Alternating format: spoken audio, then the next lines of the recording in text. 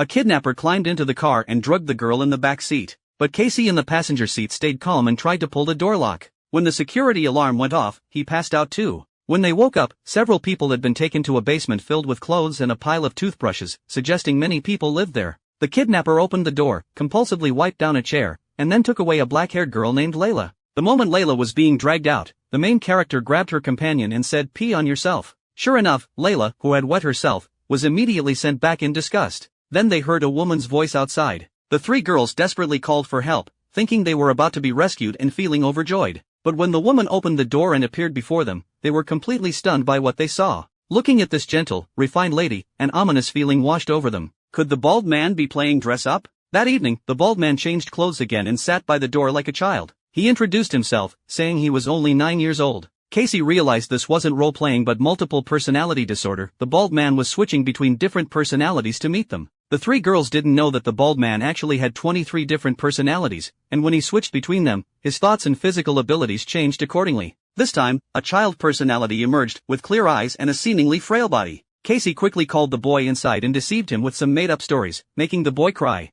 Casey asked the boy to help all three of them escape together, but the boy seemed very afraid of the bald man, saying, "You can't leave here." Multiple personality disorder is a severe mental illness, and their methods of tormenting people are often bizarre and cruel. The girls feared that if a killer personality emerged, they would certainly die. The three quickly tapped on the walls, trying to find a weak spot to dig through and escape, but all the walls were thick. Sula had a sudden idea to tap the ceiling, and surprisingly, this time they heard a hollow sound. So Sula took her high heel and started hitting upward. She successfully broke through a hole, but there were steel bars fixed above it. Just then, the boy returned. When he heard the wall-breaking sounds, he immediately pushed the door. The two girls quickly braced against the door while Sula sped up her work. Finally, she broke through the ceiling. It turned out there was a ventilation shaft above. After removing the cover, Sula climbed up with all her strength. Suddenly, it became quiet outside the door. The two thought the boy had left, but then the door was pushed open by tremendous force. The boy had switched personalities again, becoming the germophobic kidnapper. But Sula had already successfully escaped, crawling quickly through the ductwork and jumping down into rows of lockers.